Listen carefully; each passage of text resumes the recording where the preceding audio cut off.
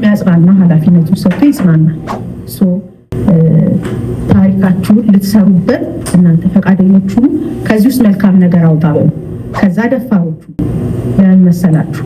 እዚህ ውስጥ አሁን እኔ ካወራሁት 5 እጥፍ የባሰ ታሪክ ያላችሁ ሴቶች አላችሁ።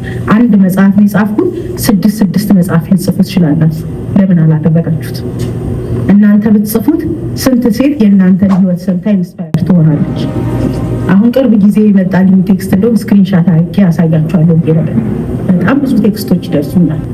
ለሊት ራሴን ላጠፋ በዚሁ ነገር ውስጥ ሆኜ ስገባ የሰራሽውን ቪዲዮዎች ተጽናናሁ፣ ተመለስኩ። በቃ አንድ ህይወት አድነሻል የሚለኝ ሰው አለ። እናንተስ ሁላችሁም ታሪካችሁን ብታወሩ፣ እናንተስ ያለፋችሁትን ነገር መድኃኒት ብታረጉ ዛሬ ታናናሽ እህቶቻችን ብንሄድ ይሻላል የሚሉ ይመስላችኋል? አይሉ ነበር። ምክንያቱም መጽሐፍ ቅዱስ የሚለው ደመናዎችን ይላቸዋል። ያለፉ ተፈትነው በፈተና ውስጥ ፈተናቸውን ያሸነፉ ብዙ ሰዎች ባሉበት ሌሎች ታናናሾቻችን ፈተና ሲገጥማቸው እንደ እሷ እኮ ይሄን አልፋለች፣ እሱ እኮ ይሄን አልፏል የሚሉ ታሪክ ይኖራቸዋል። እና ኢንከሬጅ አደርጋቸዋለሁ። ዛሬ ጻፉ፣ አውሩ፣ ሌሎችን ኢንስፓየር አድርጉ። ከየት ይጀምራል ካላችሁ አጠገባችሁ ላለው ሰው ከማውራት የሆነ ሰው አዝኖ ሲመጣ ከጎናችሁ ነገ ያማኛል በታሪኬ ብላችሁ አትፍሩት። አንድ ሰው ከወደቀ በኋላ ምን ይሆናል? ወዴት ትጥሉታላችሁ? ወዴትም አትጥሉ። ስለዚህ እኔ ፈቅጄ በነገርኳችሁ ታሪክ አትመጡም። አጠገባችሁ የሆነ ሰው ሲመጣ በእኔ ህይወት እንደዚህ አልፎ ነበር እኔ አልፌዋለሁ ትችላለህ ማለት ጀምሮ እናንተ ታሪካችሁን ባወራችሁ በነገራችሁ እኔ በጣም ሂል ያደረገኝ ነገር እንደሆነ ታውቃላችሁ። ለሌሎች ታሪኬን ማውራት፣ ለሌሎች ማካፈል ቴራፒን ይሆናል።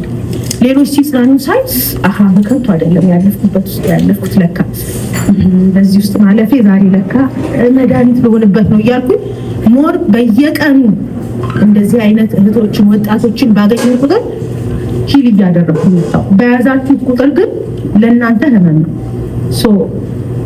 ከጎናችሁ ላሉ ለወዳጆቻችሁ ለእህቶቻችሁ ጀምሩ። በትንሹ ስትታመኑ ደግሞ በትልቁ ትሾማላችሁ።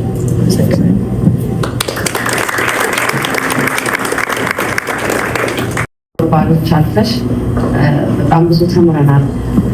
ሌላ መጠየቅ የምፈልገው እኔ ካሳለፍሻቸው ነገሮች አንዱ ወጣቶች ጋር አብረሽ ትሰሪ ነበር እና አዲክሽን ማለት በጣም ከባድ ነገር ነው እና ዩ ሃቭ ኤክስፒሪየንስ እና በዛ ነገር ውስጥ እዚህም ሀገር ያሉ የምናሳድጋቸው ልጆች ላይ በጣም አስቸጋሪ ነገር ይገጥማቸዋል።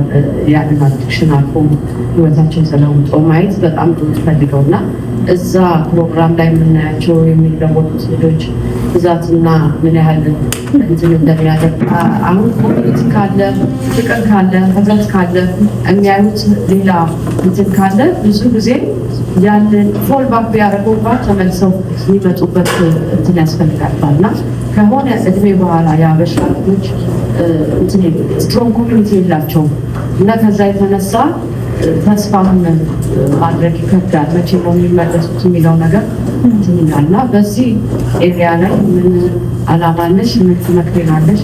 እነዛም ያልኩባቸው ልጆች ካሉ ሰው ወላጆች እንዴት መጽናናት ይችላሉ? ምን ማድረግ አለባቸው? ለማገዝ ሜንታል ሄልዝ እና አዲክሽን ላይ ሞር ደግሞ ስፔሻላይዝ እንዳደረግበት ከእውቀትም ባለፈ ደግሞ እሱን መስራት አስባለሁ። ወላጆች ምን ያደርጉ? በፍቅር በትዕግስት በጸሎት መጠበቅ አለባቸው ልጆቻቸው።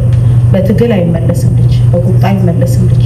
ግን ለልጆቻችን መጸለይ የማስታውሰው እናቴ ስትጸልይ ብዙ ጊዜ ያው ዲስአፖይንት ይሆናሉ። ኦፍኮርስ በጣም ብዙ ጊዜ ከቤት እየወጥቼ አውቃለሁ ምናምን፣ ግን ቤተሰቦቼ ይጸልዩ ነበር። አባቴ በበር ስር ምግብ ይሰጣት ሲባል አንድ ቀን ትተውና ትመለሳለች። በር ውስጥ እዛ ውስጥ ራሷን አጥፍታ ባገኛት ሳለ እና እግዚአብሔር የኔን ህይወት ከለወጠ የእናንተን ልጆች ህይወት ይለውጣል። እንደዚህ አይነት ችግር ያለባችሁ ወላጆች እግዚአብሔርን መምት ይሄንን ነው ብለው እንደዛ እያደረግን ግን ፍሬንድሺፕ ይፈልጋሉ። አንደርስታንድ የሚያደርጋቸው ሰው ይፈልጋሉ። ጀጅ የማያደርጋቸው ሰው ይፈልጋሉ። እኔ በዛ ዲፓርትመንት ላይ በሰራሁበት ጊዜ ውስጥ ለምን ከኔ ጋር አብረው ቀጠሉ ካልሽ ትረዳናለች፣ እሷም አልፋበታለች፣ ጀጅ አታረግን ብለው ማሰባቸው ከኔ ጋር ያላቸውን ፍሬንድሺፕ እንዲያጠነክሩ፣ ፌል ቢያደርጉ እንኳን በመሀል ተለውጠው በጣም ብዙ ነገር ብለው በመሀል ላይ ፌል ሊያደርጉ ይችላሉ። ግን ያን ሰዓት መጥተው ከኔ ጋር ይማከራሉ። ቀጥለን የምናደርገውን እናደርጋለን። ኮሚትመንታቸውን ይቀጥላሉ። ሪላፕስ የሚያደርጉ ልጆች 100% አይደለም ሰክሰሱ፣ ግን ብዙ ደግሞ የተለወጡ ብዙ ፍሬ ያየንባቸው ሰዎች አሉ። እኔም አንዷ ነኝ። በቃ እግዚአብሔር ይለውጣል። ለልጆቻችን እንደዚህ አይነት ኢንቫይሮንመንት ቢያገኙ፣ አንደርስታንድ የሚያደርጓቸው ሰርክሎች ቢያገኙ፣ እንደዚህ አይነት ህይወት ውስጥ የወጡ ወጣቶች ከነሱ አካባቢ ቢገኙ የተሻለ ነው ብዬ አምናለሁ። ምክንያቱም ያው ታሪክ ወዳለ አንድ ሰውዬ ነብር ዋጨረውና አንድ ሰው ውሃ አድርግበት፣ አንድ ሰው እንትን ቀባው፣ አንድ ሰው የሆነ ነገር አድርግበት ሲል ሰውየው እንደዚህ ያላሉ ነብር የዋጨረው ሰው አምጡ። ምክንያቱም በነብር የተዋጨረ ሰው እንዴት ሂል እንደሚደረግ ያውቃል። ህመም ውስጥ ያለፈ ሰው ሞር ሂሊንጉ በምን ውስጥ እንደሆነ ያውቃል። እንደነሱ የተዋጨረ ሰው በአዲክሽን የተዋጨረ ሰው አዲክሽን ውስጥ ገብቶ የነበረ ሰው እንደገና እግዚአብሔር ረድቶት ደግሞ የቆመ ሰው በእነሱ መካከል ቢገኝ ወሬያቸው ይግባባል። ምን እያልክ ነው አይለውም ያኛውም ሰው እዛ ውስጥ ስላለፈ። ሁለተኛ ትዕግስቱ ይኖርሻል። ለሱሰኛ የሚያስፈልገው ትዕግስት እዛ ውስጥ ባላለፈ ሰው አይሆንም። ምክንያቱም በቃ ይሄ ልጅ ጨረሰ በቃ ሰው ሆነልኝ ስትሉ በማግስቱ ሰው ይመጣል። ወጣቶች ካላችሁ በቃ ይሄ ነገር አበቃ አሁን እግዚአብሔር ይመስገን ልብ እየገዛ ነው ስትሉት ይመለሳል። ስለዚህ እንደዚህ አይነት ጆርኒ ላይ በእንደዚህ አይነት ህይወት ውስጥ ያለፈ ሰው ሲሆን ሞር እዛ ላይ መስራት አቅሙ ልቡም ይኖራል፣ አንደርስታንድ ያደርጋል። እንደዚህ አይነት ሰዎች ጋር መስራት ጥሩ ነው። እኔም አለሁ አብሬያችሁ ነኝ። እንደዚህ አይነት ልጆች ያሏችሁ አግኙኝ። ልጆቻችሁን ለማግኘት ለመንከር አብሬያቸው ለማሳለፍ ፈቃደኛ ነኝ።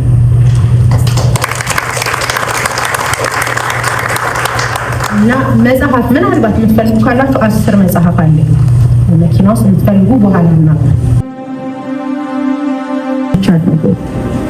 እየዘመርኩ ነው እንጂ የቀበርኳት የሚቻል ነበር። የማስባቸው ነገሮች ወደ ኋላ ሳስብ አንዳንዴ ከኛ አይደለም ግን ምንድነው የኛን ፈቃድ ይፈልጋል ብዬ አስባለሁ። በቃ እኔ ልጄን ቀብሬ በ3ኛው ቀን ጸሎት ገባሁ። ምክንያቱም አሰብኩኛ ማለት በወጣትነቴም ያለፍኩትን አሰብ፣ በትዳሬም ያለፍኩትን አሰብ፣ ከዛ በልጄ ከዛ እንዴ አልኩ ለምንድነው እንዲህ ይሆን ያለው ምንድነው በእኔ ላይ ያለ ዓላማ ብዬ ገባሁ። ጠየቁ። በዚህ ሁሉ ውስጥ አቅም እንፈልጋለሁ። ቀላል ነበር እያልኳቸው አይደለም። ለምሳሌ ዘምሬ ልጄን ስቀብር ያዩኝ በሰልስት ቀን ቆሜ በቃ ሻሎም የተፈጠረችበትን ዓላማ ኖር አልፋለች፣ እግዚአብሔር ለፈጠራችሁ ዓላማ ኑሩ ብዬ ተናገርኩ። ከዛ በኋላ ግን ሰው ከተበተነ በኋላ ዲፕሬሽን ውስጥ ከዛ ደግሞ ሰው ጠንካራ ሆናችሁ ካያችሁ ከዛ በኋላ የማዘመት አይሰጣችሁ እንዴ ያቺማ ጠንካራ አይደለሽ እንዴ ይሏችኋል። ስለዚህ ሰው ፊት እየሳቃችሁ ለብቻችሁ ነው የምታለቅሱት። ሰው ፊት ጠንካራ ለብቻችሁ ደግሞ ሀዘናችሁ ማውጣት የማትችሉ ዲፕሬሽን ውስጥ ያላችሁ ሰዎች ትሆናላችሁ። ረጅም ጊዜ ዲፕሬሽን ውስጥ ገብቼ ነበር። ከዛ እንዴት ወጣሽ ካላችሁ በአንድ መዝሙር ነው ወጣሁት። አሁን ይሄንን ብዬ እኔ ጥንካሬ የምለው ሳይሆን በዛ ሁሉ ሳልፍ አንድ ነገር አለው። በዚህ ሳልፍ ምን እንዳደርግ ፈልገሃል፣ ምን በእኔ ውስጥ ልሰራ ፈልገህ ነው ግን እላለሁ። ይሄ ታሪክ አልፎ ደግሞ ምን ሊሆን ነው እላለሁ።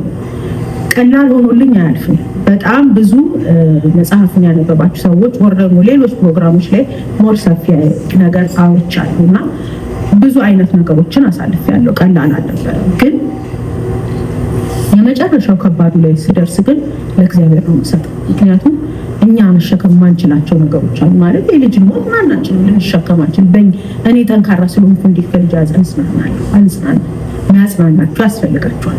ጠንካሮች ስለሆናችሁ ትዳራችሁ ፈርሶ ኢንፎክ በቃ ሄደ አትድም። ከባድ ነው። ምክንያቱም ልጅነቴ ነው። ገና ከትምህርት ቤት ተመርቄ ያገባሁት በቃ መለወጤን ቤተሰቦቼን ያሳዘብኩትን ሀዘን ልክስ ነው። ከዛ ወዲያው ልጆች ወልጄ በቃ I was excited በማግባት በመውለድ በቃ ዙሪያ የፌቨን ደግሞ በጣም አስቸጋሪ ልጅ ናት የነበሩ ሰዎች ፌቨን ተረጋግታ አግብታ ለመውለድ በቃች እንዲሉ ይጓጉቻለሁ። እዛው ሰፈር ነው ተመልሼ እናቴ ቤት የገባሁት ፈትቼ ስወጣና ስገባ ይቺ በሰርጌ የሸኘናት ልጅ አይደለች መባል ይቀራል እንዴ? ምንም ተስፋ የሚሰጣችሁና የሚያበረታችሁ ነገር አይኖርም። ግን በዚህ ሁሉ ውስጥ ቁጭ ብላችሁ ማሰብ አለባችሁ ያስባለሁ። እኔ ቁጭ ብዬ አስባለሁ። ከዛ በኋላም ብዙ ያልጻፍኩት ምናልባት ወደፊት እንጽፋቸው ብዙ ነገሮችን አሳልፊያለሁ። በዛ ሁሉ ውስጥ ግን ሳልፍ ይሄ ነገር ይዞሽ እንዲጠፋ ፈቃደኛ ነኝ እና ተስፋ ያለውን ሰው ተስፋ ማስቆረጥ ከባድ ነው እላለሁ። አሁን ላይ ቁጭ ብለሽ ተስፋ እኔን አታስቆርጭኝም። ለምን ገና እኔ ዓለም ይሰማኛል ብዬ ነው የማስበው። ገና እኔ አሁን እንዳልኳችሁ ከቻትጂፒቲ ጋር ባደረግነው ውይይት ገና ብዙ ስራ ልሰራ ያሰብኩ ሰው ነኝ እና እኔ መጥተው አሁን የሆነ ሰው የሆነ ሲቹዌሽን ተስፋ ያስቆርጠኝ የሆነ ነገር ላይ አልፌ በወድቅ እንዴት እንደምነሳ ነው የማስበው። ላይክ አሁን ከዛ ሁሉ ስራ ውስጥ ወጥቼ ልክ ካናዳ ስመጣ ብዙ ሰው ደነገጠ። ያ ሁሉ ተተሽ እንደገና ማለት ብዙ ሰው መቀበልም አልፈለገም። ኢቨንት ላይ ያንን ስራ መጣች ግን አይኖ የትም ቦታ ብወስድ እግዚአብሔር ያስቀመጠው ፖቴንሻል እኔ ውስጥ ነው ያለው። የትም ቦታ ቢሄድ እንደሚያድግ እንደሚያፈራ ነው ማለት የሆነ ቦታ ተወስዶ የሚቀበር ነገር እኔ ውስጥ እንደሌለ አምናለሁ። ስለዚህ እዚህ ስመጣ መስራት የሚችለውን መስራት እግዚአብሔር በእኔ ውስጥ ያስቀመጠው እንደሚሰራ አምናለሁ። ባጭሩ ምልላችሁ ቀላል አይደለም። ስብርባሪውን የሆነ ፒክቸር ማምጣት ቀላል አይደለም። በመሃሉ ብዙ የማይነገር መንገድ አለ። ከእስራኤል ወጥቶ ከነዓን እንደመግባት ነው። በመሃል ብዙ ብንሞት ይሻለናል፣ ብዙ ብንመለስ ይሻለናል። አንተ አለ ሆይ በእውነት ብዬ አውቃለሁ እግዚአብሔር። አንተ ከኔ አባት ትሻላለህ ብዬ አውቃለሁ እግዚአብሔር።